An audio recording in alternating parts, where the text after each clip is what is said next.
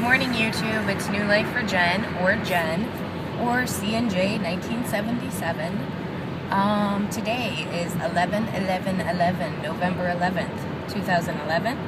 Today is my week 34 post-op Lapband video. Today I'm coming on. I am 34 weeks post-op.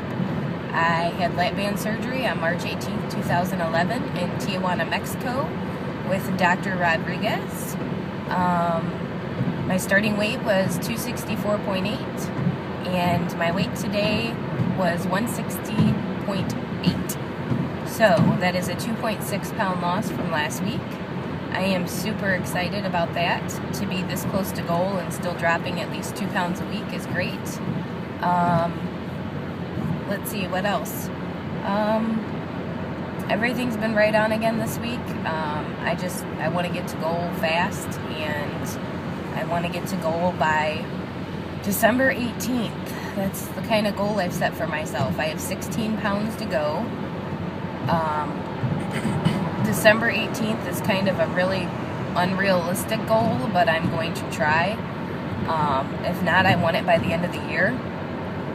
December 18th will mark my 9-month post-op. So I'm kind of setting the goal kind of high for 5 weeks to try to get it done. We'll see if it happens. If it doesn't, it doesn't. That's fine. I'll shoot then for the end of the year.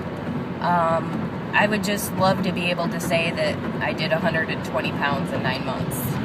And that's me being competitive with myself. I mean, it's not like I'm doing it in an unhealthy way. I'm following the Lapband rules exactly how I'm supposed to. So it's just a kind of push for myself to get it done. So my goal is 145. My original goal was 150, so I actually added 5 pounds to my goal. So 16 pounds to go. I am super excited. I'm actually shooting for 144.8 because that'll be an exact 120 pound loss. And then I will figure out, once I get to there, what my maintenance range is going to be. Banded Wendy keeps saying that she's come up with a range, and I think that's a great idea. That's kind of why I went down to 145, so that I would have that 145, 150 to play with. So I think I'm going to have like a 5 pound range that I want myself to stay in. Other than that, trying to think if there's anything else. I had a lot of questions this week on how I've done it. And, 104 pounds in 34 weeks. People that have the Lapband, I guess, ask me how I've done it and whatever. And the first thing I'm always saying to them is that I follow the rules. There's like 10 rules that everybody should be following with the Lapband, and I've pretty much stuck to those. There's probably 1 week in this whole process that I really got off track, and that's what's kept me on track. I do a lot more toning and strength training than I do cardio, only because my doctor advised me early on that if I'm not going to be able to consume the excess calories that I'm burning, your body needs fuel. So if I'm consuming 700 calories a day, he doesn't want me going and burning 1,000, because your body's gonna go into a starvation mode. And he had told me that from the start. So I do more of the strength and toning than I do cardio. I get 10,000 steps in a day. That was one of my Lapband rules. But that's not necessarily cardio. So, and my heart rate does get up there with just doing the kettlebells and the strength training. And the other thing I will say is being at restriction. I don't know if any of you are subscribed to, I believe it's Spire. She's, I don't know how many months out. I know she's over a year out, and she's just now getting at restriction. And to me, that's awful. There is no reason you should have had this tool put inside of your body and have to wait that long to be at restriction. She had a fluorofill done, which is where they put you under the x-ray or whatever, and they're filling your band as you're drinking the barium to see what point you're at, and talk to your doctor about that. That's amazing. I've never had one of those. I've had the bariums done. So to me, it's kind of like a barium, but for getting your fill. So I thought that was pretty amazing. I am super excited for her. Like she says, this is how it was supposed to work. And for all of you out there that are not at restriction and you are doing this 100% you, talk to your doctor. And if that doctor's not giving you the right answers, find somebody else. You know, you can still lose weight and have this band and not be at restriction. And that's only because you personally want it and you're working for it. But if you're not at restriction, to me, that's insanity that these doctors are making their patients not get there right away.